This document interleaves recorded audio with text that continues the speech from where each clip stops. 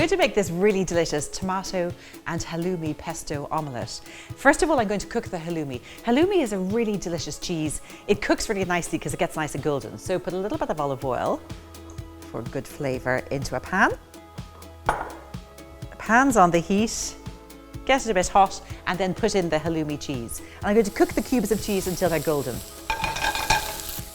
There. So once it's golden, then add in your halved cherry tomatoes. Season the tomatoes and the halloumi, a little bit of salt and pepper. And just cook the tomatoes with the halloumi cheese until the tomatoes start to soften a little bit around the edges. Just take it off the heat for the moment. And now crack in 2 eggs. Add a pinch of salt.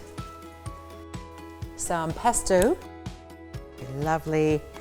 And the Herbalife Gourmet Tomato Soup really adds a lovely bit of extra tomato zing. Whisk all this. If you want to add a small splash of water, you can, or a milk. Perfect. Now start to make the omelette. Pan's nice and hot.